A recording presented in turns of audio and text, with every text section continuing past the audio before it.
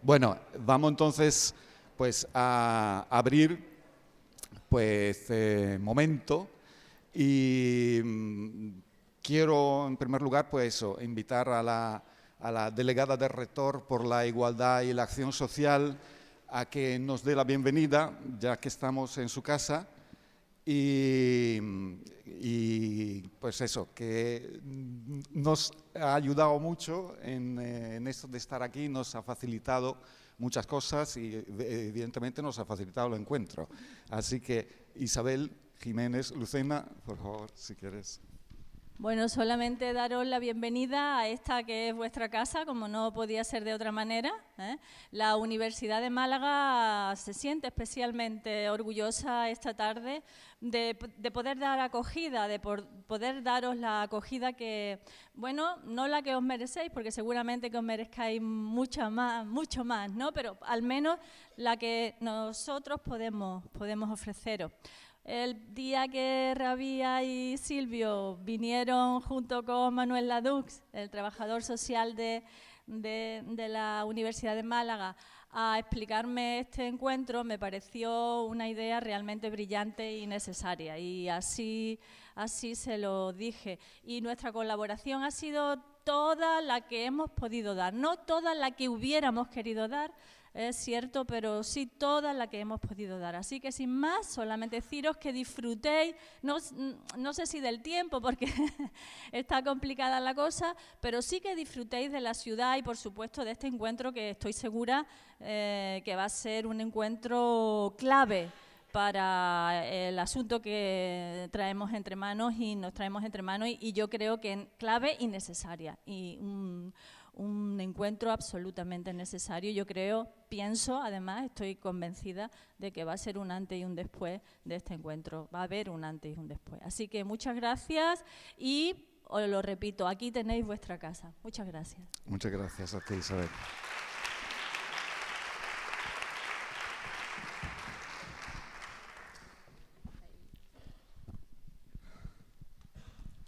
Pues buenas tardes a todas, a todos y muchas felicidades. A todas y a todos muchas felicidades porque dicen que no hay revoluciones ni cambio social si no hay mucha imaginación. Y yo creo que hay que tener mucha imaginación para haber respondido positivamente a la convocatoria de Quórum Global, que mucha gente aún estamos preguntándonos en qué consiste. Entonces, muchas gracias por haber traído su imaginación a este foro, a este encuentro. Lo cierto es que de alguna manera los que hemos venido, todas las que hemos venido, nos hemos sentido convocadas por algo. A lo mejor no nos ha dado tiempo a reflexionar qué es lo que nos ha convocado, pero sin duda alguna nos hemos sentido apelados, ¿no? Me acababa de decir un compañero, hay un olfato que nos está llevando por algún sitio y eso es una realidad porque estamos aquí a pesar de que hemos tenido que echarle imaginación. Algunos técnicamente le llaman a esta convocatoria, a este tufillo que nos está reuniendo, pues una crisis ecosocial. Otras personas, a lo mejor, sin necesidad de utilizar un término tan especializado, pues lo llaman simplemente, es que así no. Es que así no hay justicia, es que así no hay vida, es que así no hay futuro, es que así no vale. A mí me gustaría hacer como una pequeña confesión con vosotras y vosotros. Yo no sé si os ha pasado, a los que estáis aquí, a quienes estáis aquí, que cuando os preguntan, oye, ¿eso de Quórum Global qué es? Os digo lo que me ocurre a mí. Yo me pongo un pelín nervioso, se me dibuja una media sonrisa en la cara, y se me pone una idea fija aquí, que no sale por la boca, solo se queda aquí. Y la idea es, el pensamiento es, ¿y yo qué sé? Bueno, claro, después tiene que dar una explicación de todas maneras. Entonces empieza a decir, esto es un proceso que empezó hace tiempo y hay muchas organizaciones, muchos movimientos involucrados y a nivel nacional y empieza a hacerlo y a dibujarlo bonito. Y al final siempre dices, y tenemos una web cojonuda donde está toda la información. ¿Cuáles son las reacciones ante esas palabras? Son de lo más variopinto, Algunos, anda, qué guay. Otros que dicen, ya hay mucho que lo están haciendo. Otros dicen, oye, pero ¿quién está detrás de todo eso? Otros, no sé, a mí no me queda claro. Otros dicen, genial, con la que se nos está cayendo, ¿cómo no nos movamos? ¿Y eso cómo pensáis hacerlo? Son todas reacciones que yo no sé si os ha pasado a vosotras y a vosotros también de escuchar. Bueno, yo personalmente comulgo con cada una de esas reacciones. Efectivamente, creo que estamos aquí y tenemos, poca idea bien confusa. Pero, por otro lado, suscribo también un pequeño diagnóstico de 3 líneas que tengo cogido de uno de los no sé cuántos documentos han salido y que dice que vivimos en una encrucijada marcada por el desbordamiento ecológico, el empobrecimiento, los retrocesos democráticos y de derechos básicos que tienen su raíz en unas altísimas concentraciones de riqueza y de poder en minorías sociales que influyen enormemente en lo que tiene que ocurrir y cómo tiene que ocurrir. Pues esta encrucijada nos sitúa ante la necesidad de abordar grandes y desafiantes cambios en los próximos decenios. Creo que para esto estamos aquí.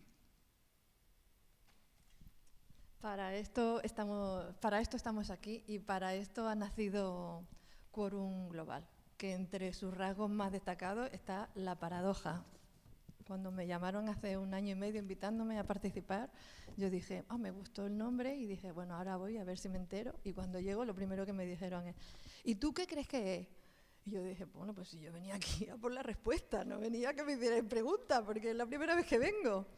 Y esa ha sido la sintonía. Me parece tan importante y tan subyugante el carácter paradójico que tiene Quórum Global que me parece irresistible, ¿no?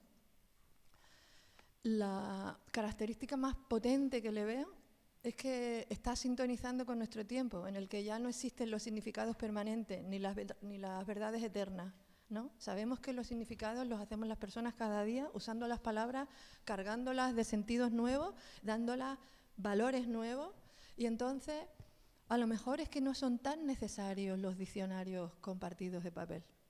A lo mejor es que no son tan necesarias las Biblias, no son tan necesarios los acuerdos, los decálogos, los principios, las definiciones, porque la paradoja de Quórum Global es que está queriendo hacer, aunque todavía no sabe muy bien qué es lo que quiere hacer.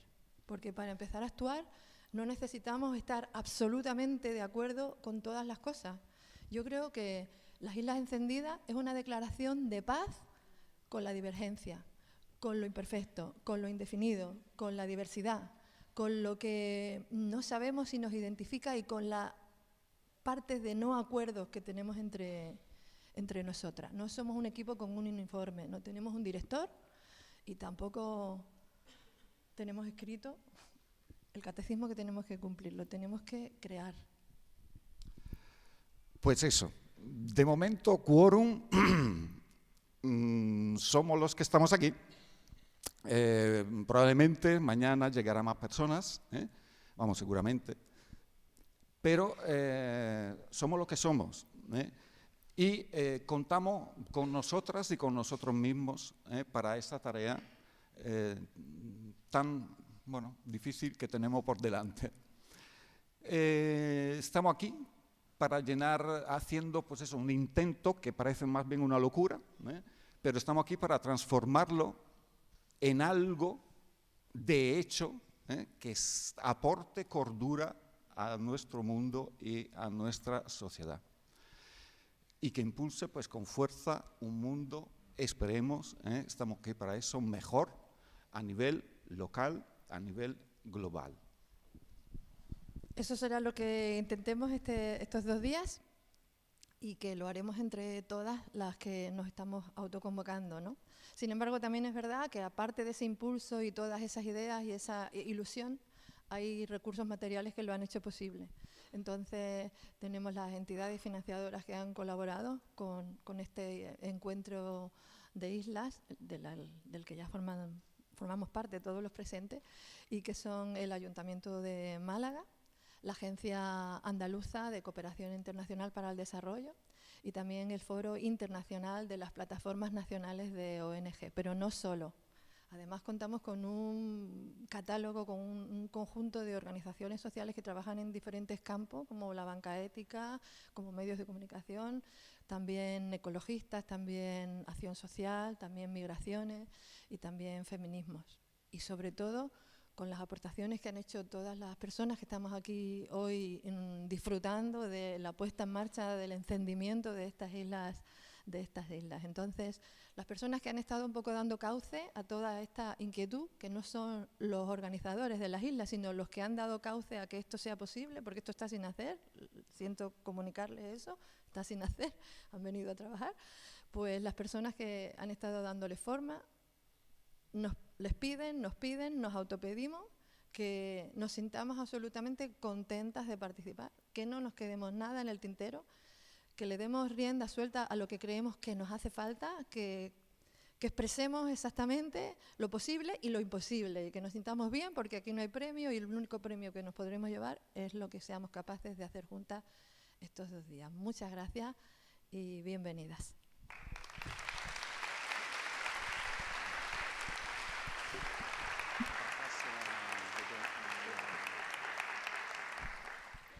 Ahora voy a poner los vasos en la mesa porque la primera actividad que tenemos es una entrevista múltiple que va a realizar nuestra compañera Magda Bandera del diario La Marea, con 4 personas de diferentes organizaciones, para empezar a poner en común las divergencias y las convergencias que tenemos que articular en este día. Muchas gracias.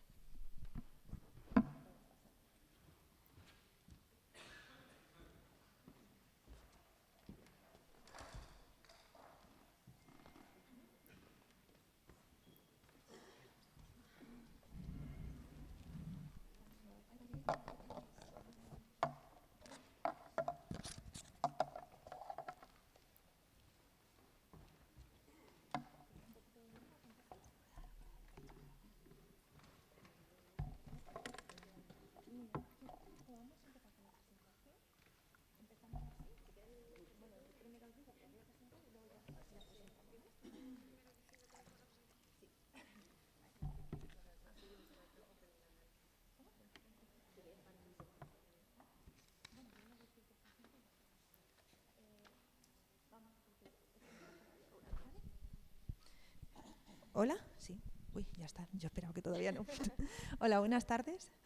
En primer lugar, quiero decir que nos va a tocar la parte más concreta, porque todas esas incertezas que nuestros compañeros han explicado también, ¿no? de qué es quórum, aquí está muy concreto. Aquí tenemos a gente que ya está haciendo cosas que son importantes, y como creo que dentro de la filosofía del encuentro es importante no hablar en boca de nadie, sino que sean ellas mismas quienes se presenten.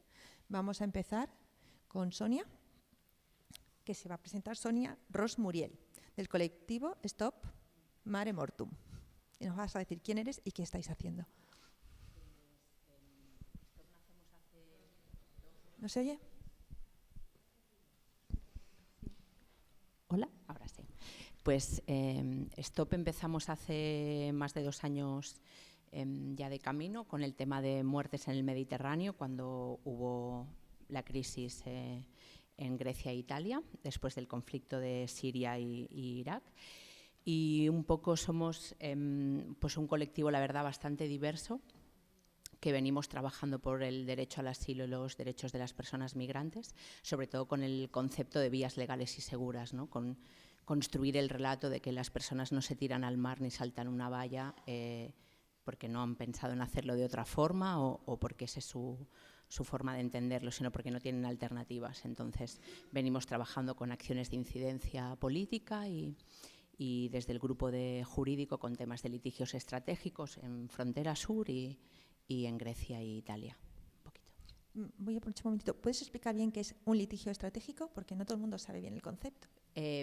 Pues vendría a ser coger casos que son paradójicos porque tengan una vulneración de derechos muy clara y llevarlo como a las máximas instancias posibles, tanto nacionales como internacionales, intentando provocar como hacer un agujerito para intentar construir o avanzar y hacer fisuras en temas de derechos colectivos. Es como la instrumentalización de un caso para intentar, porque hay muchas veces que tienen que ir acompañados de un caso, entonces vendría a ser como coger un caso para hacerlo colectivo.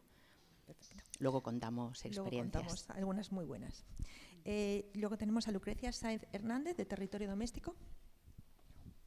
Buenas tardes, soy Lucrecia Sáenz, de origen nicaragüense, revolucionaria, activista, y tengo aproximadamente 13 años de estar acá, y vine en el 2005 y en ese mismo año me integré a las luchas por derechos, sobre todo por los derechos de la mujer, y en el 2006 se creó Territorio Doméstico y yo formé parte de ese colectivo, donde luchamos por derechos, porque se nos visibilice, porque se nos respete y por la igualdad de derechos de los demás trabajadores.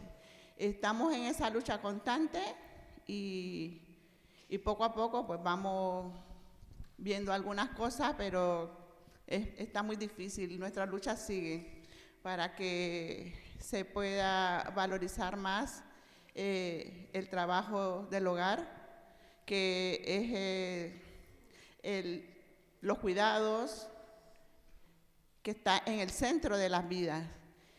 Y creamos vínculos con otros colectivos también de trabajadoras de hogar y otros colectivos amigos que nos apoyan, también a nivel fuera de Madrid e inclusive fuera de España, para hacernos cada vez más fuertes, para consolidarnos y para que seamos más y seamos más fuertes en nuestra lucha. Paula Guerra Cáceres, de SOS Racismo Madrid. Sí, bueno, antes que todo yo quisiera agradecer la invitación de parte de la gente organizadora de este encuentro, a las personas de SOS Racismo Madrid, y agradecer también a todas las personas que están aquí presentes hoy en día. Creo que un encuentro como este es importante y necesario en este momento en el territorio del Estado español. Mi nombre es Paula, yo soy sudaca antirracista. En este momento realizo mi labor desde el rol de presidenta de SOS Racismo Madrid, que es una institución que lleva 25 años luchando contra el racismo y la xenofobia. Y en este momento particularmente estamos intentando visibilizar el racismo estructural e institucional que impera, por supuesto, en el mundo entero, pero particularmente en Europa y en el Estado español a través de diversas instituciones. Igual que la compañera de Territorio Doméstico, intentamos crear una serie de alianzas a través de distintos movimientos, básicamente de personas migrantes racializadas, porque pensamos que la lucha antirracista, si bien es una lucha de la sociedad en su conjunto, tiene que estar liderada e impulsada por las personas que sufrimos el racismo en primera persona, porque no queremos tutelajes, porque no queremos padrinazgos ni madrinazgos, porque creemos que podemos hablar por nosotras mismas y porque tenemos evidentemente la capacidad para hacerlo. Eso es todo. Muy bien. Y tenemos a Gilbert Jassy, de la Asociación La Bolina. Su compañera María hará de la traducción. Thank you. Hello, my name is Gilbert Jassy. I am from the Gambia. I now live in Spain as an asylum seeker. I used to work on environmental activism and supporting the rights of women in rural communities in the Gambia. Buenas tardes, mi nombre es Gilbert Jassy. Llevo viviendo en España 2 años y soy solicitante de asilo. Soy de Gambia y allí era activista medioambiental. Yeah, as I said, so yeah, I was persecuted by the government because of my stance within the environment and supporting the rights of women, especially that work on vegetable growing. So now I live in Spain and I'm a member of La Bolina. I was working... ¡Uy, perdón! Espero que solo pase una vez. Trabajaba en activismo medioambiental contra las mineras de arena en las costas de Gambia y por los derechos de las mujeres en Gambia, y es por ello que tuvo que emigrar a España. Y ahora forma parte de la Asociación La Bolina y lleva trabajando en este colectivo durante un año. Y bueno, yo soy María, soy su compañera y voy a estar traduciéndole. Yeah, just to say shortly, so La Bolina is an organization that serves as a hub, looking at various thematic points about migration. So looking at the welfare of the migrants here in Spain, like myself, also teaching courses in permaculture and agroecology. At the same time, using theater also so that the voices of the migrants could be heard here in Spain, but also trying to create a network of collectives to create job opportunities for the migrants here also and refugees. La Bolina es una asociación que trabaja para la creación de medios de vida sostenibles para personas refugiadas y migrantes y en zonas rurales de la provincia de Granada. Y es una asociación que trabaja también otras líneas que tienen que ver con la integración, como teatro del oprimido, otro tipo de metodologías que puedan favorecer espacios de diálogo. Thank you for inviting me to be here. It's such a privilege, and thank you. Muchas gracias a todos y a todas. No, porque la primera pregunta creo que va a ser para ti. No, como hemos visto, hay mucha diversidad de propuestas, de luchas concretas que tenéis, pero compartís valores, porque supongo que nadie se puede definir como no feminista hoy, si no tendríamos un problema, sobre todo en Quórum Global, pero somos las luchas que nos están uniendo, pues anticlasistas, antirracistas. ¿Cómo combináis los espacios propios de vuestra lucha propia con la necesidad de lo que estamos haciendo ahora aquí en Quórum Global? Unir las fuerzas para objetivos que tenemos que compartir necesariamente. ¿Cómo se combinan todas esas cosas? A ver, es difícil combinarlo. Sobre todo cuando venimos cuando vivimos momentos de cambios, por decirlo de alguna manera, epistemológicos en la forma de abordar una lucha. En el caso específico de la lucha antirracista, cuando una serie de personas migrantes y personas racializadas nos empezamos a incorporar en la lucha antirracista, específicamente en la Comunidad de Madrid, nos dimos cuenta de que el discurso que se venía sosteniendo en los movimientos antirracistas clásicos de Madrid era el discurso propio de los años 90, un discurso muy, muy paternalista, un discurso que centraba además, sobre todo el discurso racista, en los movimientos de ultraderecha, en los movimientos de nazis, y que no solía poner sobre la mesa cuestiones que para nosotras eran fundamentales.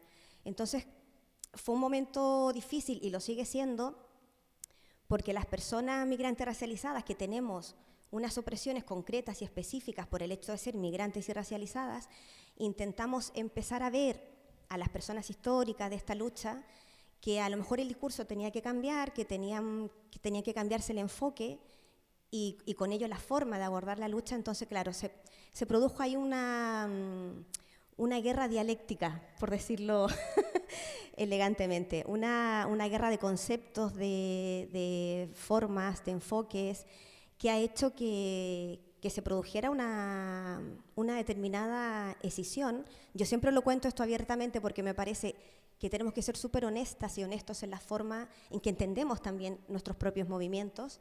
No voy a venir a decir aquí que en Madrid la lucha antirracista está súper unificada y unida y que vamos todos hacia el mismo sitio, porque no es así. Hay claramente en este momento dos sectores, digamos, uno compuesto por colectivos de personas migrantes racializadas, en la que estaríamos, por ejemplo, Sorracismo Madrid, y otros colectivos que vienen, digamos, recogiendo esta herencia argumentativa del antirracismo de los años 90, que siguen hablando, digamos, por nosotras, siguen escribiendo por nosotras, intentando representarnos, intentando estudiarnos, explicarnos, y están esas dos instancias dentro de la Comunidad de Madrid, lo que hace que se dificulte un poquito unir la lucha. Estamos en eso, hay de parte de ambos lados hay intención, digamos, de unificar criterios, de unificar enfoques, pero sí que se hace difícil. Nosotros en concreto desde So Racismo Madrid lo que estamos haciendo es, además de impulsar la articulación de los movimientos de personas migrantes racializadas y conseguir un discurso común, además de eso, estamos intentando establecer alianzas con determinados movimientos antirracistas, digamos, históricos de la Comunidad de Madrid, con los que vemos que sí es posible conjugar una mirada.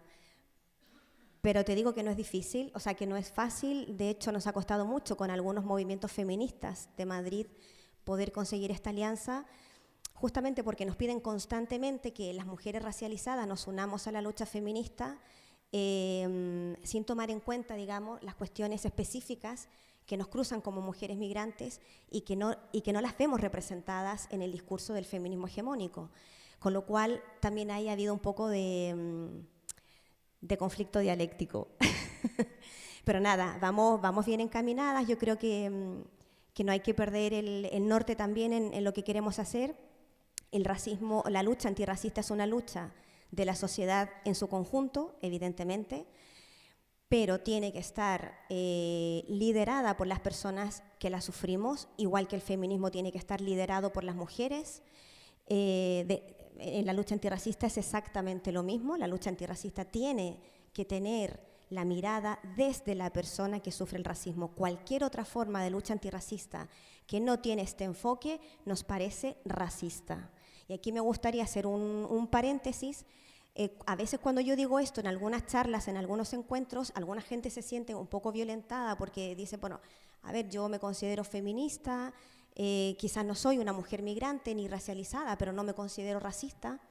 Y yo lo que quiero decir es que igual que en una sociedad patriarcal, todas y todos podemos ser machistas en muchos momentos, igualmente en una sociedad racista todos y todas podemos llegar a ser racistas, incluso las mismas personas migrantes. Entonces no nos asustemos con las palabras, no nos asustemos con la palabra racista, porque todas podemos llegar a ser racistas en alguna medida. Ser racista no es decirle a una persona negra, negro de mierda. Ser racista tiene que ver con una mirada de ver el mundo, tiene que ver con cómo entiendes determinadas cuestiones culturales, étnicas, cuestiones del conocimiento, del pensamiento. Es decir, que todas y todos podemos caer en actitudes o conductas o pensamientos racistas. Y a nosotras, en So Racismo Madrid, a mí particularmente me parece que hay muchos movimientos en la Comunidad de Madrid, incluido en el movimiento feminista, muy, muy racistas. Y nada, estamos en eso, intentando confluir, pero es difícil. Volveremos al tema del racismo. Yo creo que voy a saltar un poco el orden para que hagamos los bloques, porque la pregunta era, está bien, o sea, pero quiero decir que íbamos a centrarnos en cómo estamos confluyendo. Has explicado muy bien las dificultades de confluir. Entonces, le voy a pedir a Sonia, y también un poquito de brevedad, cómo conseguís combinar todas las luchas que van dentro de una persona y dentro de un colectivo.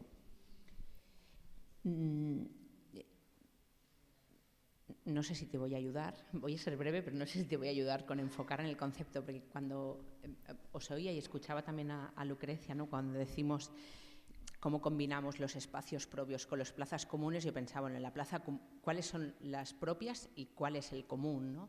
Porque para mí el común no es el cruce del feminismo, el antirracismo con el medioambientalismo, es el cruce con las personas que no piensan como nosotros, con las personas en las que germina el discurso del odio, con las personas, ¿no?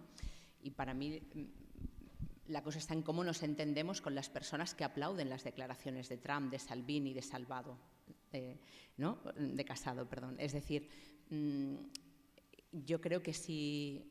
¿Se me oye, verdad? Sí. Yo creo que si... cerramos la mirada que la plaza común está solamente en donde tenemos que pulir, que a veces son estructurales las diferencias, pero donde tenemos que pulir eso, nos hacemos un flaco favor pensando que solo va a haber una parte de la sociedad que vamos a ser las que vamos a lograr proteger y garantizar los derechos que nos afectan a todas, porque hay un montón de gente que está tirando hacia otro lado. Entonces, sin ninguna voluntad de homogeneizar el discurso, todo lo contrario, debemos construir soluciones reales a los problemas que sufren las personas en las que cala ese discurso del odio, porque hay personas usando la demagogia, los medios de comunicación, etcétera, etcétera, para ofrecer ese tipo de soluciones, para darles esperanza en sus problemas y en sus vulneraciones del día a día. Entonces, creo que nos hacemos un flaco favor pensando que lo común no les incluye, ¿no? Y quería recuperar una cosa de lo que decía Lucrecia brevemente, ¿no? Pero yo creo que puede parecer como muy obvio, ¿no? Pero en muchos espacios de activismo no hay tanto respeto por la convivencia y la diversidad como sería deseable. Tenemos todos como una tendencia a querer que el otro use exactamente el término que nosotros hemos consensuado en 200 asambleas, que es el correcto, política, social y a nivel social, ¿no? Entonces, bueno, creo que es un riesgo que nos perdemos, ¿no? Con el objetivo de intentar ampliar la base de nuestras luchas sociales, intentar ir acercando gente, ir barriendo para que lo vean exactamente desde el lugar donde nosotros lo estamos planteando, ¿no? Y me encantaría pensar que este es un espacio en el que estos días vamos a poder debatir también sobre esto, porque estamos en muchos espacios en los que pensamos de una forma muy similar, ¿no? Y tenemos un reto.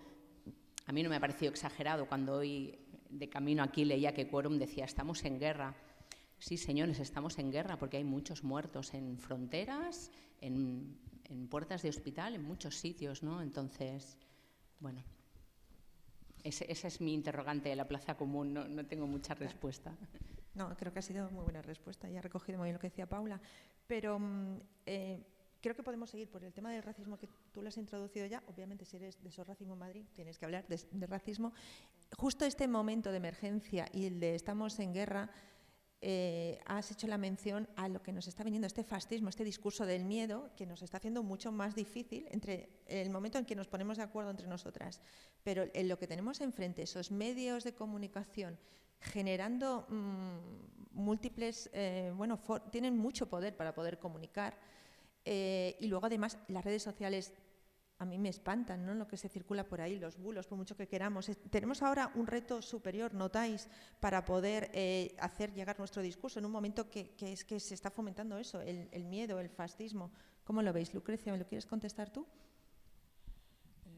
Tú notas que ahora es un poco más difícil porque le venimos con nuestras pequeñas cosas, ¿no? Como decir, ven pequeñas luchas, pero están diciendo es que estamos, en pleno discurso mediático de un casado que está diciendo verdaderas barbaridades y que no se le contrastan. ¿Cómo llegamos con nuestras voces sin tener medios propios a contrarrestar eso y a entrar desde la Plaza Común o desde nuestros medios a las casas, decirle esto no es así? ¿Notáis más dificultad? Yo noto mucha dificultad, sobre todo cuando hablamos del empleo de hogar. Nosotros nos vemos con esa situación de racismo, o sea, de forma directa e encubierta, y entonces es bastante difícil poder entrar, y bueno, que poco a poco tenemos que ir dándonos cuenta, como decía Paula, pues es algo que tenemos que ir trabajándolo y tenemos que ir adaptándonos, o no adaptándolo, sino que encauzándonos en ello, porque en cuanto al respecto del trabajo doméstico, allí cuando uno va a una casa a trabajar, pues sufre racismo, o un racismo encubierto que piensan que vos llegás de otro país con taparrabo, o que no conoces ni siquiera un aparato, una máquina de una lavavajilla, una lavadora, y entonces comienzan a decirte esto es así, mira, conoces esto, conoces el otro, y de ahí pues comienza a verse de cara al racismo, y ahí es donde nosotros pues tenemos que trabajar y tenemos que defendernos, porque nosotros venimos con una historia, venimos muchos profesionales acá, no somos, es cierto que somos de un tercer mundo, pero venimos con muchos conocimientos y tenemos ciudades grandes y estamos civilizados. Entonces, piensan que nosotros venimos aquí, o sea, no sé qué es lo que se creen. Y también hacer un poco de recordatorio también de la situación pasada y actual, que somos, aquí también España es un país migrante. Y nosotros, pues nuestras raíces también, porque aquí los colonizaron y y llevaron allá a imponernos y de ahí fue donde comenzó la migración y se comenzó toda esa situación de racismo. Gilbert, ¿cómo ves tú este discurso del odio? ¿Tú notas más cambios? Antes explicabas que habías pedido asilo aquí, pero que lo habías pedido antes en Suecia y que creíamos que el sistema sueco era maravilloso y que no es tan maravilloso. ¿Y empiezas a notar que cada vez empieza a ser más difícil en Europa el poder contrarrestar todo ese discurso?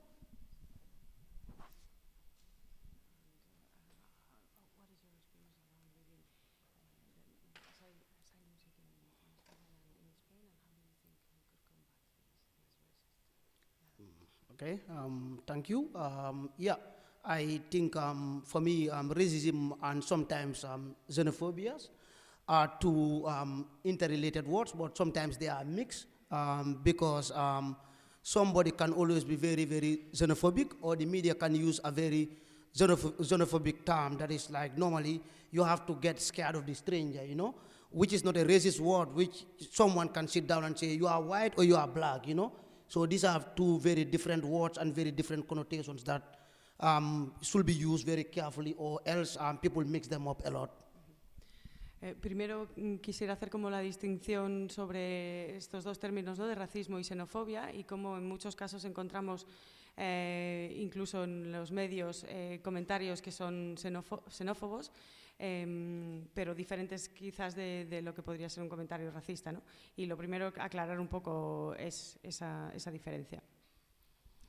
Because by only using even the word migrant and refugee is a xenophobic term, you know, because it's like it creates fear, and the media promote the word, you know, migrant or refugee, but forgetting that the migrant have a right to create asylum and can be a refugee.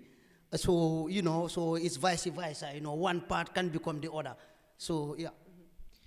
Otra, por ejemplo, sería el uso de los términos migrante y refugiado, ¿no? Cuando hacen esa distinción y quizás en la vida o la experiencia de la persona no son tal, porque puedes pasar de un lado al otro de una forma muy rápida. Sin embargo, crea muchas diferencias con respecto a la percepción. Yeah, and then, you know, you come to the third word that is normally used as an expat, you know, but an expat is also a migrant, you know, but many times if a, you know, black guy who is from England or the United States is working in Spain will be called an expat, you know, but will not be called a migrant. So, you know, using this terminology themselves can be sometimes xenophobic, but sometimes cannot be racist. Y incluso si, por ejemplo, vemos el concepto de expatriado, ¿no?, que es una persona que también es una persona migrante, pero sin embargo suele ser quizás de países de Europa, pues de Inglaterra o de España, y no se le llama migrante, ¿no? Entonces, cómo utilizamos este tipo de conceptos puede ser una forma xenófoba o racista. Yeah, so for me, I think sometimes they are just visible, sometimes an invisible kind of racism, you know, because the minorities that are suppressed, example, people that are coming from my parts of the world where they are minorities, but don't have access to the media, you know, are sometimes suppressed, you know, and sometimes even racism is used against them, but their voices are not heard. So sometimes people just point that, oh, it's the Europeans. No, but I think it's a global issue that needs a global kind of fight and should be tackled globally. Y, por ejemplo, también no solo es una ocurrencia de Europa, obviamente, sino que también en mi propio país, pues los actos racistas que hay entre pequeños, entre tribus, bueno, entre colectivos que son diferentes, ¿no? Yeah, so just to wrap on my case, so I was living in Sweden, and this is where I first applied for asylum, and but Sweden was very difficult for me, and because what the media always says that Sweden have the best asylum in the world, but this is not true, because I used to live in Sweden, and it's like you are in a prison. Somebody tells you when to wake up, somebody tells you when to eat, somebody tells you when to sleep. So even this does not, even though Spain have its own difficulties, but it doesn't exist in Spain, so it's like, yeah. Y bueno, yo he tenido diferentes experiencias con respecto a la solicitud de asilo, y hay mucha mitología con respecto a, por ejemplo, lo bueno que es el proceso de asilo en países como en Suecia, donde la experiencia que él tuvo es que era más una experiencia carcelaria en la que las personas te dicen cuándo te tienes que levantarte, cuándo tienes que comer, cuándo tienes que acostarte y estás separado de toda la sociedad, ¿no? Y sin embargo el sistema en España para él ha resultado diferente. Yeah, and then, you know, your rights are suppressed and you don't know who to complain to. It's like you have a wall of immigration officers at every corner, so you cannot even, your rights are not recognized and you cannot speak to anyone because you live in fear and you are depressed. So you are living this kind of system of, a kind of, I could not say racism or xenophobic fear, but it's a kind of suppression of your rights that you cannot just you know, claim or guarantee. Y bueno, parte de la experiencia de esta que él cataloga como racista, el sistema de asilo que él vivió allí, tiene que ver también con la falta de información, ¿no? O sea, personas llegan con estrés y con depresión en muchos casos. La falta de información y la falta de información disminuye tus posibilidades para poder quejarte o para poder ejercer tus derechos, ¿no? Yeah, well, just to wrap up, whilst in Spain, your fate is decided every 6 months, so your life depends on every 6 months. So you can, within every 5 months, you live in fear. So it's like in 6 months' time, you can be in the streets. In 6 months' time, you can become a destitute. So your life depends on every 6 months because your decisions are had within 6 months. So you live in this fear of 6 months never to arrive. Y bueno, un poco la situación, sí, simplemente la situación también aquí en la que tu vida depende de los siguientes 6 meses, porque es ahí cuando cambia tu estatuto, ¿no? Entonces ahí también hay un estado de miedo en el que se vive en esta situación.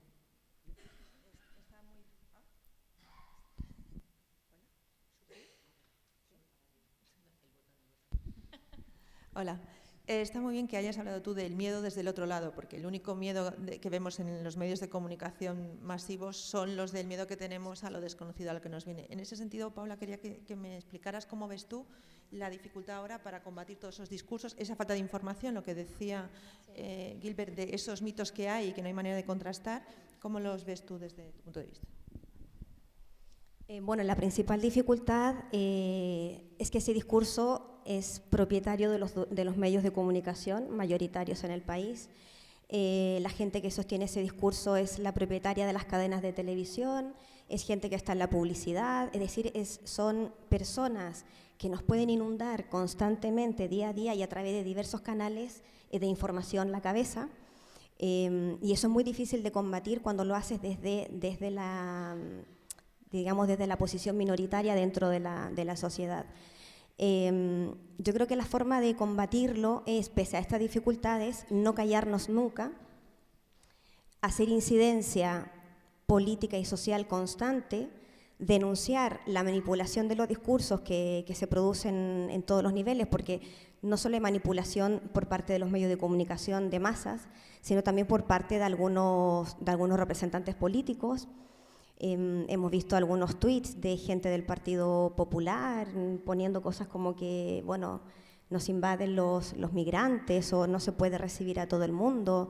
Eso también es discurso del odio disfrazado de argumento objetivo, de argumento sosegado. Yo me siento y explico que no se puede recibir a todo el mundo. Eso es discurso del odio, y el discurso del odio tiene que ver también con quién lo emite. Y si es una opinión emitida desde la autoridad, evidentemente tiene mucho más repercusión en la gente. Eso se combate no callándonos, no silenciándonos, haciendo incidencia política y social para denunciar esos discursos desde la posición en la que nos encontremos cada uno y cada una de nosotras, que va a ser una posición minoritaria en el sentido de que no contamos con grandes medios de comunicación. Tenemos medios como la Marea, por ejemplo, por suerte, y otros medios de comunicación afines, pero no son los mayoritarios. Y nada, ocupar esos espacios que tenemos para poder incidir en la denuncia y la visibilización de esos discursos del odio. Es lo que podemos hacer, visibilizar y denunciar. Hay una cosilla que quería decir. Cuando formulaste la pregunta, me parece que hablabas como de la dificultad de este tema, tomando en cuenta el crecimiento del discurso o el auge. No me acuerdo bien cómo fue. Me gustaría comentar al respecto que yo creo, digamos, así cree nuestro colectivo, que, a ver, no es que estemos presentes ante un aumento del racismo y la xenofobia, que la xenofobia es una forma más de racismo. El racismo es algo que está presente siempre, constantemente, desde que se iniciaron los estados-nación en el mundo. El racismo surge como categoría étnica en 1492, cuando Colón invade, saquea y masacra el continente americano. Ahí surge la categoría racial, ahí surge la categoría de hay unos otros que no son nosotros. Ahí surge la idea de hay una gente que no habla nuestra lengua, que no se viste como nosotros, que no se expresa como nosotros, que no cree, no tiene una espiritualidad como nosotros. Y en ese momento, cuando se construye ese otro, es cuando surge la categoría racial. Por lo tanto, el racismo es constitutivo a la creación del proceso de la modernidad como proyecto civilizatorio del mundo entero. La modernidad, digamos, que ha tenido distintos momentos a lo largo de la historia. La primera fase de la modernidad, digamos, como proyecto civilizatorio sería en 1492, cuando se construye en el imaginario de esta Europa, digamos, ese otro. Luego hay un segundo momento de la modernidad, con todo el movimiento ilustrado, objetivo, racional, en que se construyen los conocimientos científicos, objetivos, verdaderos y legitimados, que siempre son los conocimientos científicos de Europa y que nunca toman en cuenta otros conocimientos y otros saberes.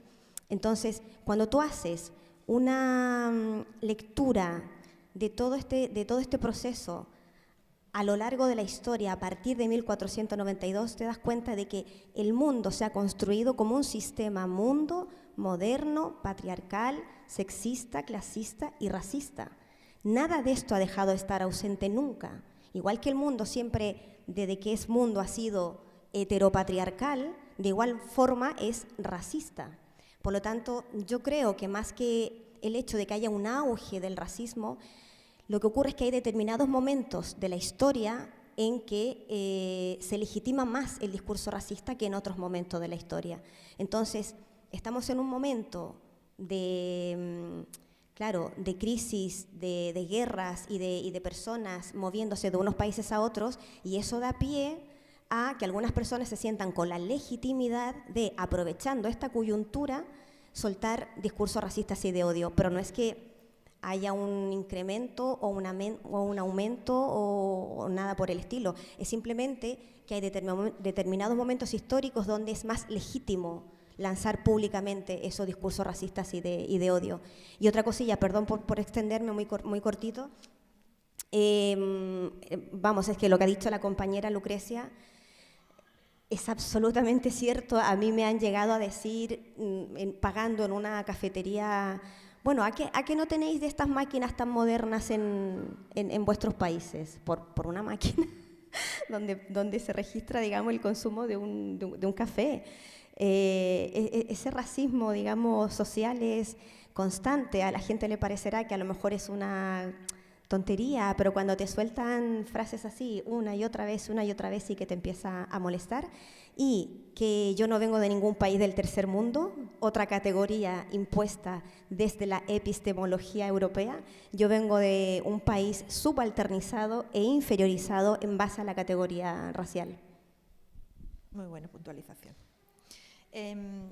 Creo que cuando has explicado que el racismo no es una cosa moderna ni el discurso del odio, solo que se azuza en algunos momentos porque va muy bien, creo que está sirviendo cuando tú consideras a una persona de segunda categoría, porque es de segunda categoría, su discurso vale menos. Entonces no se puede contrarrestar. Cuando estamos hablando de todos estos discursos neofascistas, no hay réplica nunca del otro lado. Si te hablan de invasión, no hay desde el otro lado a nadie en un medio de comunicación que te diga, no, perdonad, la invasión la tenemos por vuestra parte, así, así, así. Eso yo no he encontrado nunca la réplica ni ningún debate en el que todos somos blancos, porque somos además. Bueno, ahora nos van poniendo las cuotas, que esa es otra de la que tendríamos que hablar, ¿no?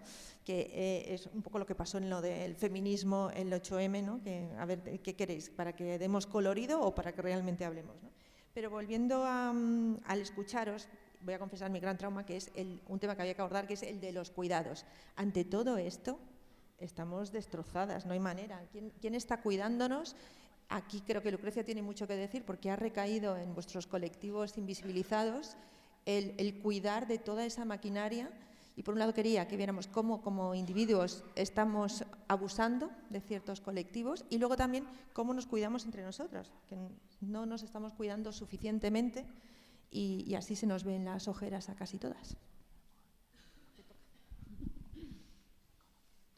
Bueno, hablar de los cuidados es algo yo lo considero muy especial. El cuidado tiene que estar en el centro de la vida. Es muy fundamental porque nuestros mayores, nuestros niños necesitan de esos cuidados y no solo ellos, todos, toda persona humana necesita de los cuidados. Las personas que están en colectivos sociales, en diferentes situaciones, en su trabajo, necesitan de los cuidados. El autocuidado es algo también muy importante que deberíamos de concienciarnos un poco, y el cuidado relacional también, que es lo que les venía hablando de los grupos, de los colectivos. O sea, no recargar tanto trabajo, no recargarse, porque va a llegar un momento en que estallan y hasta aquí llegó, o sea, se acabó todo. Bueno, y con respecto ya a los cuidados como trabajadora de hogar, ya remunerado, pues les voy a hablar un poco más. Y generalmente la mayoría, este trabajo de los cuidados y el trabajo del hogar recae en su mayoría en las mujeres. Por lo tanto, pues, y en su mayoría somos las migrantes las que hacemos esa actividad. Por ello es que, o sea, se nos precariza, se nos invisibiliza, no se nos respeta nuestro trabajo, o sea, no se llega a valorar ese trabajo que hacemos. Y es necesario hacer un poco más de conciencia de la realidad y del reconocimiento real que amerita los cuidados y el trabajo del hogar. Nosotros tenemos una consigna que es que sin nosotras no se mueve el mundo. Porque si yo estoy trabajando, o X persona, puede ser yo o otra persona o otra mujer migrante, por decir así, en la casa de una ministra o de un ministro, y esta persona tiene a su madre o a personas mayores y a sus hijos que tienen que cuidar, ellos no podrían irse a trabajar. Entonces, por ello es que nosotros tenemos esa consigna, que es que sin nosotras no se mueve el mundo. Y nosotros, en ese ámbito, nosotros nos hemos organizado en territorio doméstico, y también hay otro grupo, otras asociaciones que también ven por los derechos del empleo doméstico en muchas partes de España y en otras ciudades también, pero bueno, estamos hablando de acá. Nos organizamos precisamente para que se nos visibilice, se nos respete y se tome un poco más de conciencia y haya una igualdad de trabajo. En territorio doméstico tenemos como buenas prácticas una asociación que se llama Senda de Cuidados.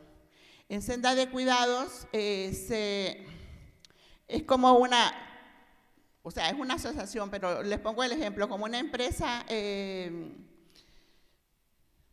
contratadora de empleo.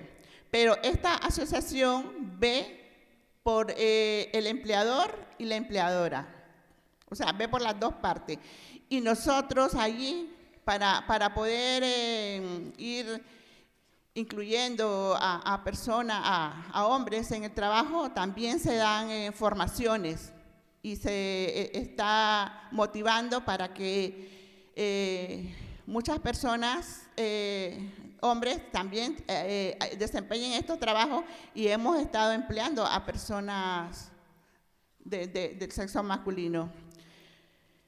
Y también nosotros en Senda de Cuidado tenemos otras buenas prácticas que las llevamos ya entre Senda y Territorio, que es un grupo de mujeres que también lo estamos conformando, que se llama Observatorio. Esto precisamente enfoca para que se pueda demandar con justicia y se puedan llevar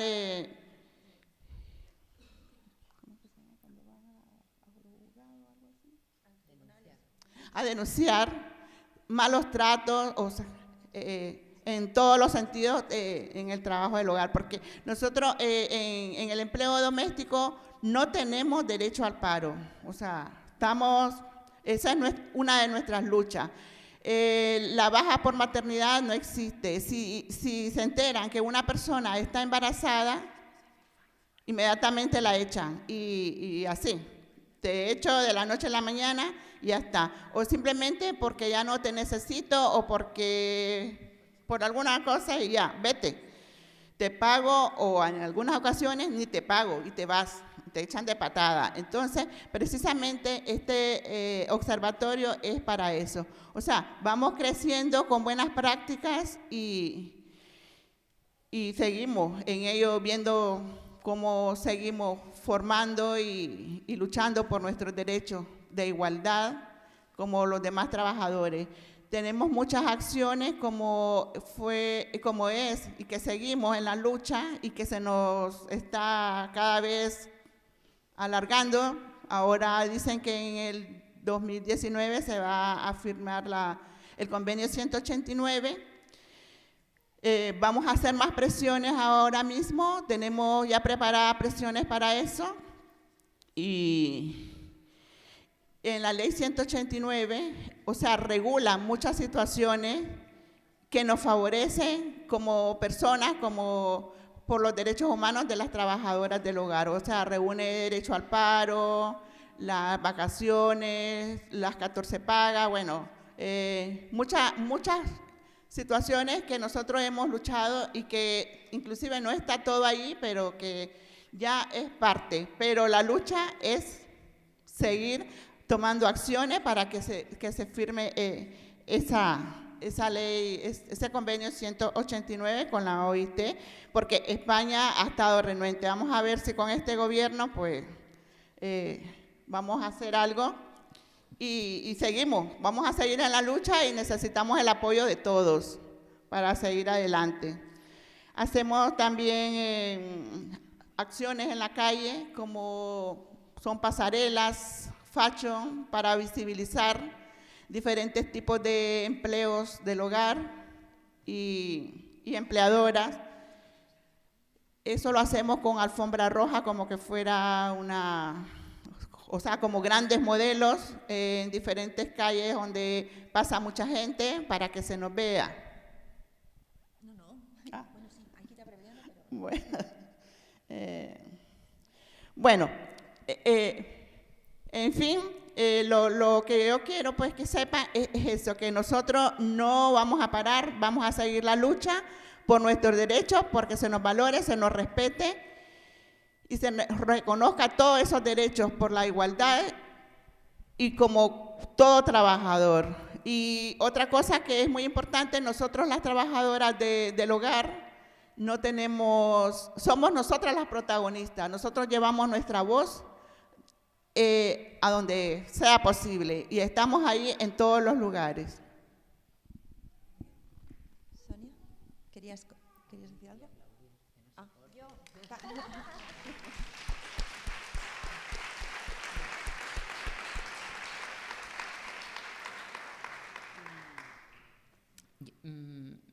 Me vino una idea a la cabeza, tú planteabas como qué experiencias efectivas podía haber en ese cambio de relato antes, y me parecía que en lo que nos contaba Lucrecia sobre los cuidados, había en esa invisibilidad de la que habla, ¿no? Había el contrarrelato que nos hemos perdido, ¿no? O sea, yo creo que una autocrítica a las personas de los distintos movimientos y implicados en distintas luchas sociales es que seguramente por el desborde, seguramente por esa incapacidad de llegar a todas partes que hablábamos antes, por esa insostenibilidad de la lucha, que hemos elegido en qué áreas la peleábamos más fuerte, ¿no? Pero no nos hemos tomado en serio el contrarrelato.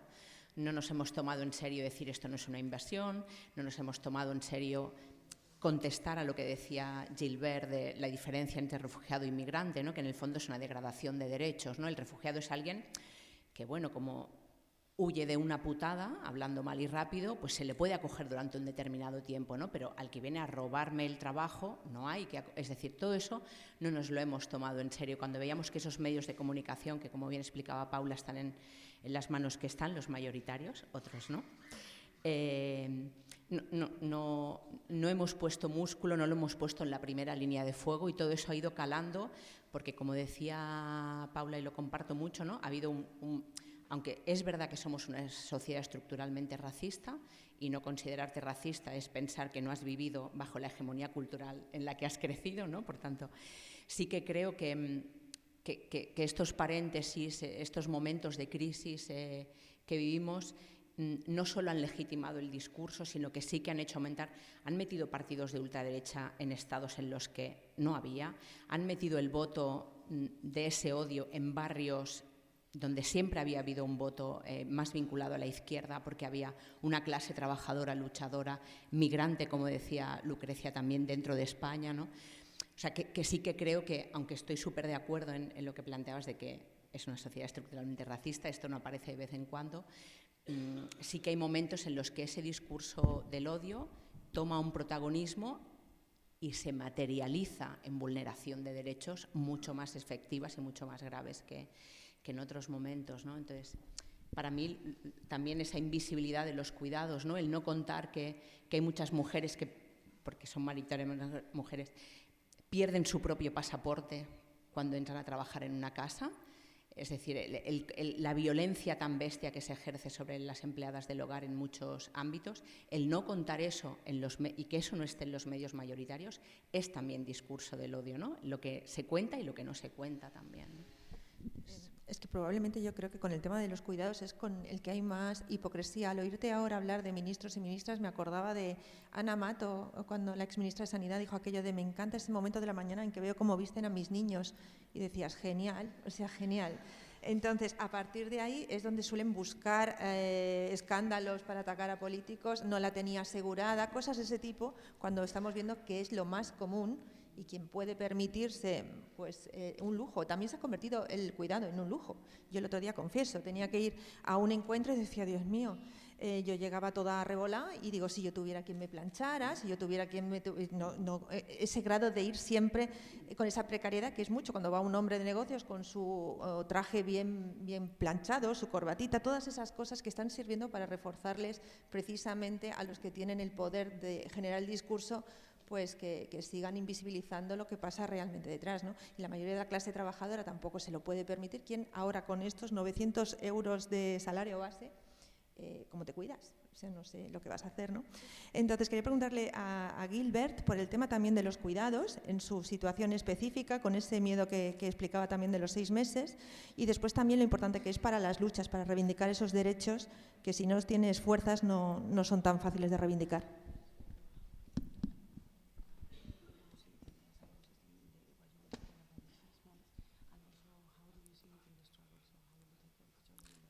Yeah, thank you. Yeah, I think, as you said, in the asylum system, I could say in Spain, the care system will always depend with which NGO you registered with. So many NGOs have more care factors than others. In my experience in Spain, I have stayed with almost 2 NGOs. I was with ACSEM and later I was in Red Cross. And to be realistic, I had a more caring aspect when I was living with ACSEM because I have a more decision to what I want to eat. I have a more, free kind of choices to make on what I wanted to do. So I could also see a lot of care in the social workers. And this led me to also give, my heart to also support in return because I really can see that no, they were not only doing their work, but it was like a family, and they feel empathy that, oh yeah, we could not just do anything in the asylum system. We hear your story and we feel you. For me, this was really very important. Pues en el sistema de asilo he estado con dos organizaciones. Primero estuve con ACCEM y luego con la Cruz Roja. Y bueno, una cuestión que tiene que ver con los cuidados es, por ejemplo, la capacidad de decisión que tienes sobre lo que comes y sobre cómo gastas tu apoyo económico. Y ahí hay diferencias entre las organizaciones. Otra cosa que sí que he visto también, como muchas de las personas que trabajan en trabajo social en estas organizaciones, que bueno, no solo ponen su trabajo, sino que en caso ve que ponen su corazón, y que ahí en ese sentido me he sentido con la necesidad o la voluntad de también ofrecerme como persona. Yeah, with the Red Cross, it was a bit difficult. I think also because of the structural level of how it's been built. I think I could feel also maybe the workers are also very stressed, and sometimes to give you the attention and to attend you the way you want, it's like, okay, it's not my business, just do this and you go away. And it's like, you know, you feel that you can't, it's the only last resort, and you cannot make your voice heard, and you cannot challenge any other authority because you feel very vulnerable that, oh yeah, they give me food to eat and they give me a place to sleep. Can I complain again? But and if you go out and dinner is ready, you come, and if you don't come on time, people eat. That's your business. So it's more a hard approach in that aspect. Yeah. Y bueno, también en la Cruz Roja, cuando estuve allí, es verdad que a veces quizás por el estrés que pueden sufrir también las personas que trabajan, no tienen el tiempo de explicar o de escuchar, y tampoco nosotros nos sentimos con la capacidad, o yo me sentí con la capacidad de poder retar algunas de las decisiones que se tomaban, sino que me decían, lidia con esto, estas son las normas, ¿no? Bueno, más o menos.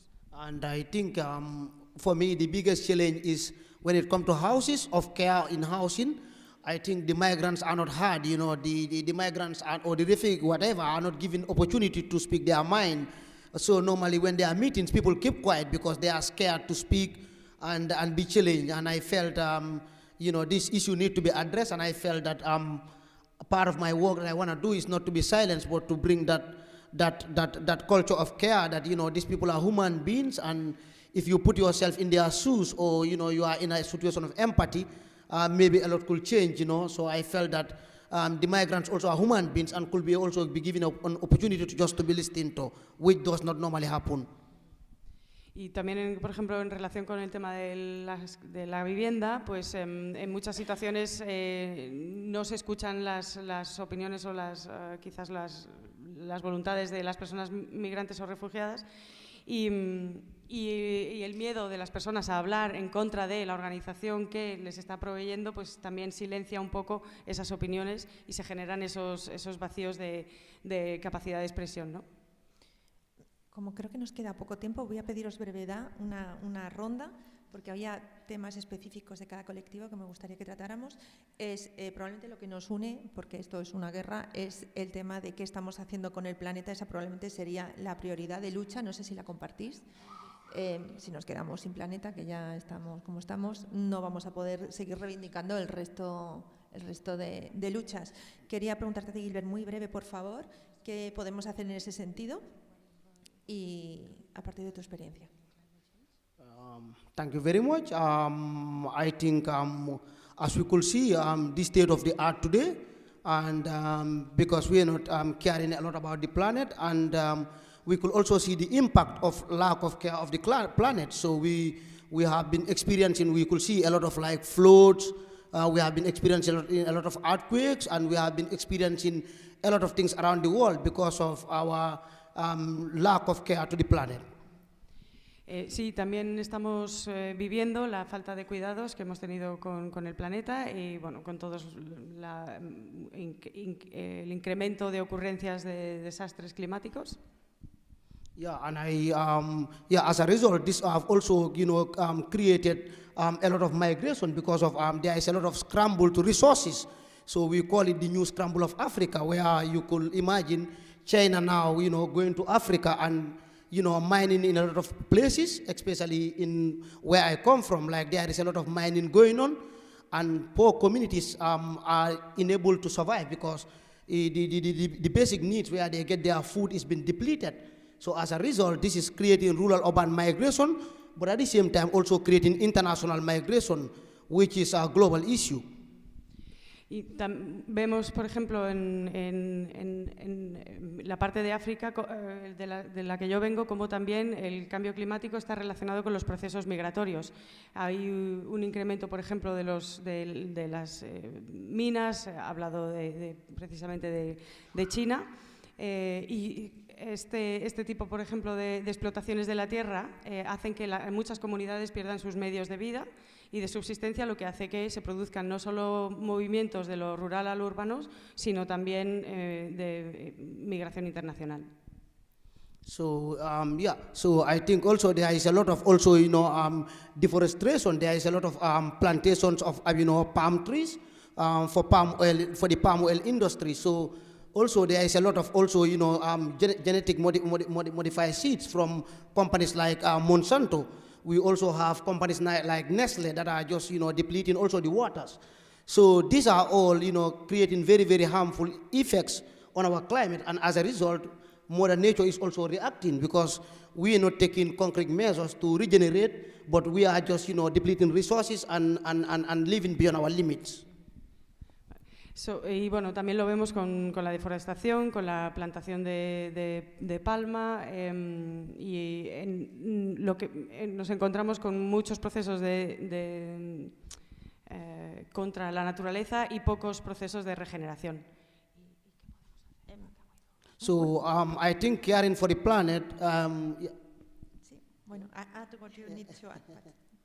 Yeah, you want to finish? Yes. To wrap up, I think we need to bring a massive campaign of regeneration. We need to grow billions of trees. I think we need to, make a massive.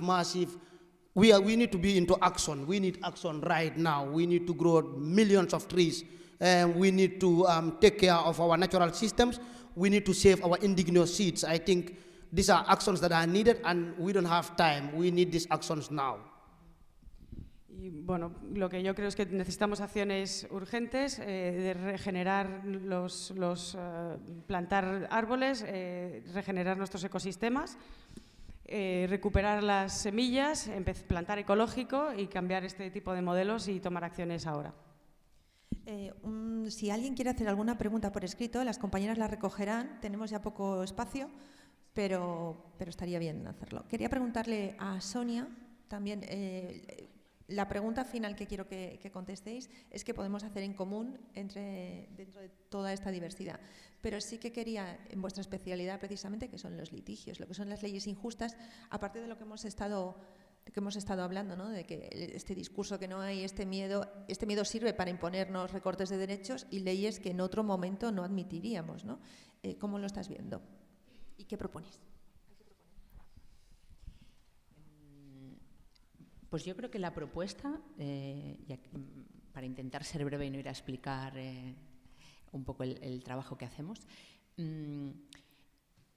tiene que ver con la ambición, porque yo creo que una de las formas más claras, hablaba Paula de cómo había algunos sectores más paternalistas, más asistencialistas, es que toda la estructura del Estado que tiene que ver con la gestión del flujo migratorio, ya no te hablo del derecho al asilo, se basa en eso, se basa en asistir, en tomar decisiones que determinan la reconstrucción de la vida de esas personas de una forma súper salvaje. Desde tú llegas a Madrid y te dicen si te vas a ir al norte o al sur y te vas, y si renuncias te quedas sin casa, a decirte que si tú no asistes un día porque vengas en una situación de depresión o de shock postraumático, como decía Gilbert, y no asistes a las clases de castellano o de catalán o de vasco o de gallego, te quitan el apoyo económico. O sea, 1000 aspectos, ¿no? O sea, hay una tutela absoluta de la persona que llega aquí, ¿no?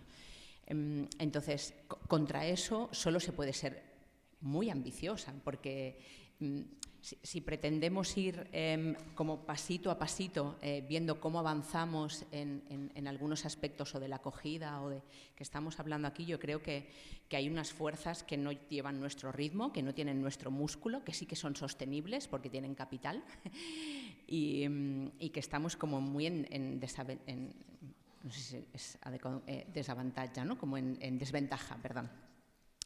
Entonces, un poco, no es que sea una propuesta, ¿no? Pero sí que es cierto que la experiencia que podemos compartir, que entendemos que tiene un valor, que sé que me preguntas por con lo de la ley injusta, es pues a raíz, para los que no suene el programa de reubicación, ¿no? Pero a raíz de que hace 2 años vimos la llegada de muchas personas procedentes de Siria y de Irak a costas griegas y italianas, la Unión Europea estableció un sistema de cuotas en el que, en esa tutela de la que hablamos, pues dijo, bueno, pues las personas que lleguen aquí las vamos a repartir de esta manera, ¿no? Nosotros todo y que no estábamos de acuerdo con un sistema que era absolutamente deficiente, que desuniversaliza el derecho al asilo, etcétera, etcétera, sí que nos parecía que como mínimo había que cumplir ese acuerdo de mínimos, ¿no? Seguro que os suena que España estaba obligada a traer unas 19.000 personas, no llegó a traer a 1.300 en los 2 años que, a pesar de tener los recursos técnicos y económicos que la Unión Europea le facilitó. Entonces, pues desde la plataforma Stop, con la colaboración de expertos, etcétera, etcétera, pues denunciamos al señor Rajoy y a su gobierno, y el Tribunal Supremo, resumiendo muchísimo esto, nos vino a dar la razón en junio y condenó al Estado español a hacer efectivo ese traslado. Pero para nosotros lo más importante de esa victoria no es tanto el hecho de cuántas personas van a ser efectivamente trasladadas, porque eso sería largo de explicar cuál va a ser el mecanismo de ejecución. Sí que lo que es importante es la legitimidad de las personas, que no nos vemos directamente afectadas por una vulneración de derechos, pero que, sin embargo, tenemos la legitimidad social para ir ante un tribunal y exigir el cumplimiento de unos derechos que son de todas y de todos, ¿no? El abogado del Estado nos intentó tumbar del procedimiento más de 8 veces, diciendo que, en tanto que nosotros no éramos personas afectadas y no éramos no trasladados, no podíamos denunciar al Gobierno español, y nos parece una victoria bastante histórica el hecho de que haya un tribunal que no es que sea reconocido por su progresismo, digamos, pues que reconozca que socialmente podemos exigir esos derechos colectivos aunque no nos afecten directamente, ¿no? Porque aunque sí que estoy de acuerdo de que las luchas las deben protagonizar aquellas personas que sufren esa discriminación, es verdad que hay situaciones de extrema vulnerabilidad en las que esos colectivos están en una indefensión absoluta y hace falta caminar de la mano con las personas que no se encuentran en esa situación, ¿no? Entonces, no es una propuesta, pero sí que es como una acción compartida de que se puede hacer. La vía legal es una propuesta y cada vez se está haciendo más, sobre todo en temas de cambio climático. Quien quiera las preguntas, que las van a recoger ya en las libretas, las podéis apuntar y las intentamos incluir ahora. Paula, ¿quieres hacer alguna propuesta de cómo nos ponemos en común? A ver, yo más que una propuesta en concreto, creo que podría ser algunas reflexiones. Bueno, primero, muy cortito, evidentemente todas las personas pueden luchar contra la vulneración de derechos, eso está claro. Yo estoy hablando de discurso, estoy hablando de representación, es decir, es evidente, pero se suele confundir, siempre que digo esto me dicen, pero es que todas tenemos derecho a luchar contra el racismo. Sí. Yo lo que digo es que, por ejemplo, una manifestación antirracista no puede estar siendo liderada en la portavocía por una persona que no sufre el racismo. Es que ¿alguna de ustedes se imagina una manifestación por el derecho de las mujeres, una manifestación feminista cuyo manifiesto lo redacta un hombre, cuyo comunicado lo lea un hombre, cuyas portavocías la realicen hombres? Me parece que aquí a todo el mundo le parecería eso rarísimo.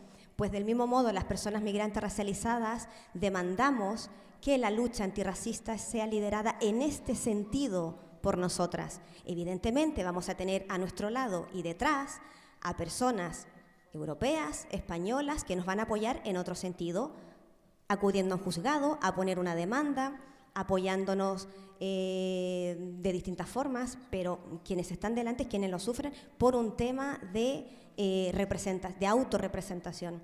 Las reflexiones que yo dejo aquí son básicamente en el sentido de entender, digamos, las problemáticas que afectan a cada colectivo y de intentar incorporar esas problemáticas a las diferentes luchas. Difícilmente yo voy a poder entender la problemática que afecta, por ejemplo, al colectivo de las mujeres trabajadoras del hogar y de cuidados si no me he preocupado de saber cuáles son las opresiones que le cruzan, cuáles son las principales problemáticas que les afectan, de qué manera esa opresión dificulta su día a día y su vida en el Estado español. Lo mismo ocurre con todas las luchas, es decir, no voy a poder entender de qué manera una persona migrante racializada se va a sentir cruzada por el racismo si no me he preocupado de saber de qué manera ese racismo le afecta en el día a día. Por lo tanto, simplemente la reflexión de que cada una de nosotras, incluya Sor Racismo Madrid, evidentemente como colectivo, tenemos que intentar entender la posición de las diferentes personas que están no vulnerables. Las personas no somos vulnerables, las personas estamos en situación de vulnerabilidad, entender de qué modo las distintas personas que están en situación de distintas vulnerabilidades tienen un discurso que tiene que ser asumido por los distintos colectivos. Lo otro, también dejar la reflexión aquí a las personas que han venido aquí esta noche, a que se conviertan en personas no solo no racistas, sino antirracistas, es decir, a actuar frente a cualquier conducta o discurso racista, a visibilizarlo y a denunciarlo, porque para combatir el racismo no sirve únicamente no ser racista, hay que convertirse también en agente antirracista y eso implica también actuar contra eso. Nada, yo puedo lanzar reflexiones, creo que sería muy... no sé, muy arriesgado de mi parte intentar proponer una solución cuando todavía estamos, incluso dentro del mismo colectivo, intentando sacar determinadas líneas de acción.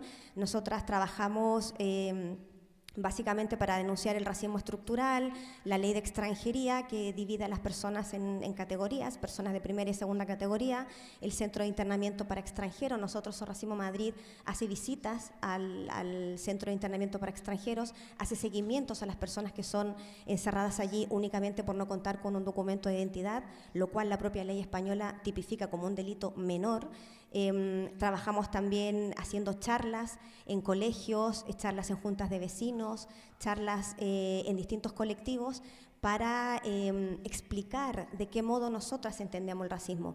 Y otra cosa que estamos intentando hacer en Sor Racismo Madrid es intentar articular un movimiento grande, fuerte, de personas migrantes racializadas para comenzar a convertirnos en un grupo de presión. Me parece estupendo que existan otros colectivos antirracistas, a lo mejor conformados en su mayoría por personas no migrantes, pero creemos que nosotras tenemos que llegar a convertirnos en un grupo de presión porque creemos que es la única manera que tenemos para conseguir un cambio de la situación. Es decir, el CIE nunca se va a cerrar, nunca vamos a derogar la ley de extranjería si no somos lo suficientemente fuertes y potentes para presionar al poder para que eso cambie. Yo siempre lo comparo con el movimiento LGTBIQ+, que han logrado convertirse en un movimiento tan fuerte de presión que han podido conseguir cosas como el matrimonio igualitario.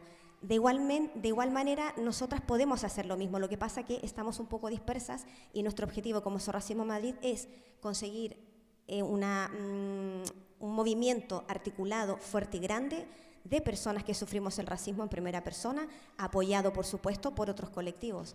Son propuestas y son reflexiones más que propuestas. Alguien ha preguntado qué opináis, a ver si puedes contestar tú, Gilbert, qué opináis de que en un encuentro como este, con idea de consenso común y global, haya tan pocas personas racializadas. Brevedad, por favor, que ya mismo nos echan.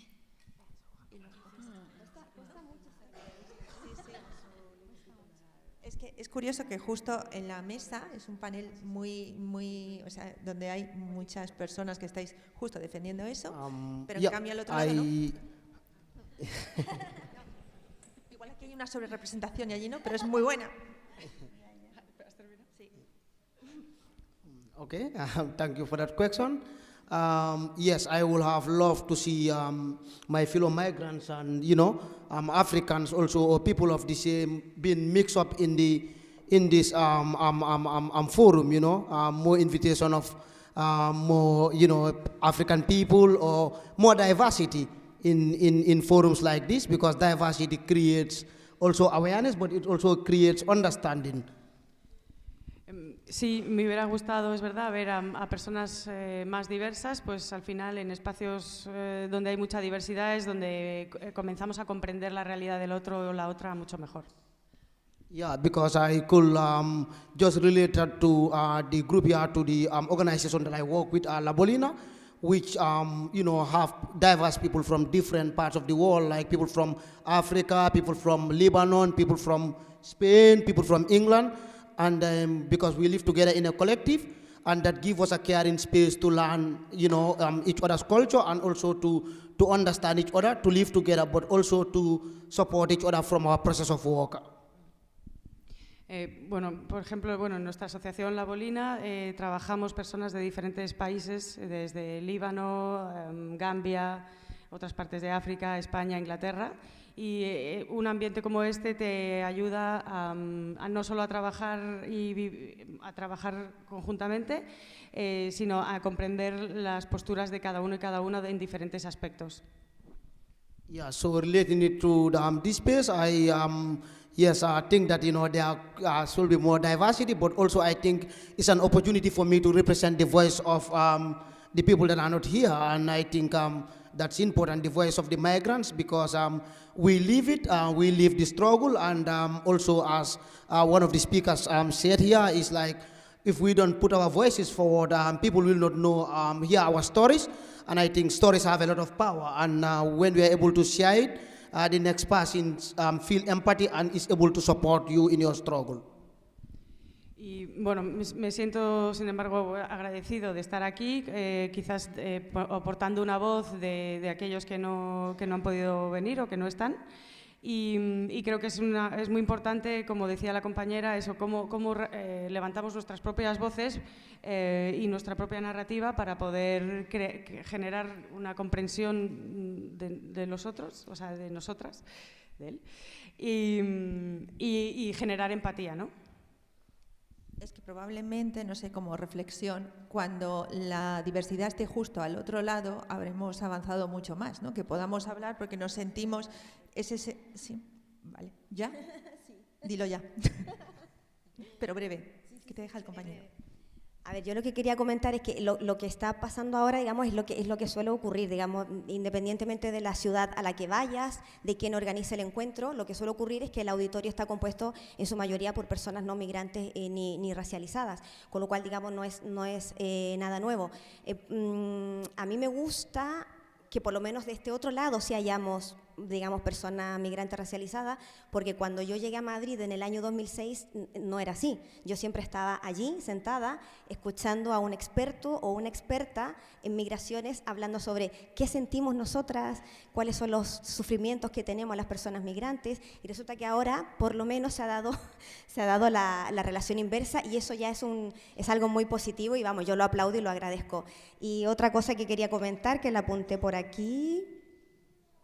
Eso, que ahora es diferente y se ha dado a la inversa, y yo creo que eso es ya un paso súper importante, que ustedes están ahí escuchando y nosotras estamos aquí hablando, así que nada, yo eso lo agradezco. Sí, eso lo ha hecho muy bien la organización. La cosa es cuando estemos, porque como mujer lo hemos visto, ¿no? Cuando te llaman para opinar de temas de mujeres, y lo que queremos es opinar de economía, de política internacional, y no que nos pongan como cuotas, que ese es el otro peligro, porque hemos hablado mucho de racismo con personas racializadas. Entonces, ese supongo que era el paso previo, y el siguiente es que estemos hablando, como supongo que se hablará en los 2 próximos días, pues de cambio climático y de muchas otras cosas, y que nadie se dé cuenta si está racializada o no. Ese es el objetivo que hay que tener, pero ha sido un primer gran paso. Entonces, ¿quieres completar? Sí, así. Veo la cara. Sí, tú eres muy blanca, ¿eh? Y catalana, como yo. Estaba pensando en dinámicas de cómo visibilizar los privilegios de los que estábamos aquí. Igual no hay tanta gente con tantos privilegios como aparentemente podríamos pensar por nuestro color de piel. Y bueno, nos quedamos atrás en muchas cosas, ¿no? Pero no sé quién ha hecho la pregunta, si le apetece, era solo por mirar, a saber a quién me dirigía, pero nosotros en STOP, que hacemos asambleas abiertas a las que viene puntualmente, que son abiertas y que por tanto viene muchísima gente, ¿no?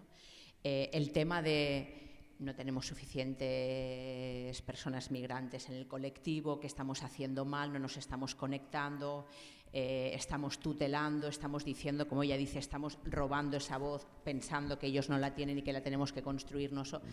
O sea, es como un loop, ¿no? Tampoco diría una obsesión, pero es un tema en el que caemos recurrentemente. Yo no tengo respuesta a eso, pero sí que me pregunto que muchas veces siento que son más cuota que la expresión de una realidad social. Y me parece mucho más interesante que pueda haber voces protagonistas de aquellas situaciones de las que estamos hablando, que no hayamos sido capaces de arrastrar a una diversidad de personas que a lo mejor no es real que compartimos con ellas espacios de lucha, ¿no? Y lo decía ahí cuando Paula decía, bueno, pues nosotras estamos aquí, podemos llevar gente al lado, detrás, arriba, abajo. Pues es que igual es eso, igual es que, no lo sé, es que yo no tengo la respuesta, pero igual va por ahí, ¿no? Porque yo voy a tantas charlas porque soy mujer en el grupo jurídico, pues esto es un poco lo mismo, ¿no? Y ya si encima fuera racializada o migrante, me las chupaba todas. Entonces, no sé,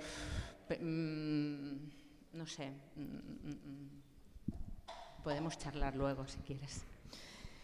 Pues vamos a ir cerrando. ¿Queda alguien que quisiera hacer alguna cosa? La tiene que haber escrito. ¿Alguien ha escrito algo? ¿Se ha quedado por ahí perdido? ¿No? Entonces quería decir que me ha gustado mucho la expresión contrarrelato. Ahora voy a decir un poco como medios de comunicación. Por ejemplo, en el nuestro nos planteamos no usar la palabra contrainformación, porque en el fondo era todo el rato estar generando respuesta a que nos lleva la avanzadilla, sino dar discurso propio, dar contenido propio y poner nuestra propia agenda, no estar todo el día intentando ganar una batalla que vamos a perder. Aún así la perdemos, pero bueno. Más que batalla, repito, el tema es la guerra. Entonces supongo que hay que establecer prioridades, dicen los señores de la guerra, yo de eso no entiendo, un poco sí, pero que hay que establecer una buena agenda, creo que es lo que se va a hacer en los próximos días, y dentro de nosotros nos hemos marcado una prioridad, como somos pequeñitos y con pocos medios, es el cambio climático desde nuestro medio, y ahí una de las entrevistas que más me gustó a un especialista fue que le decíamos, ¿pero qué podemos hacer? Es tan grande, dijo, relajad, ahora hablad, solo tenéis que hablar, que todo el mundo hable de cambio climático. Durante una temporada no se pueden hacer grandes cosas porque ni siquiera sabemos, empiezan a salir, bueno, ya habéis visto el informe de la semana pasada, que es para estar llorando unas cuantas semanas, pues no se llora. Se habla y después se actúa, y eso es lo que os queríamos animar a hacer en los próximos 2 días. Muchísimas gracias a todas y a todos por vuestra participación, y hay un concierto ahora, hay muchas cosas, o sea que disfrutad.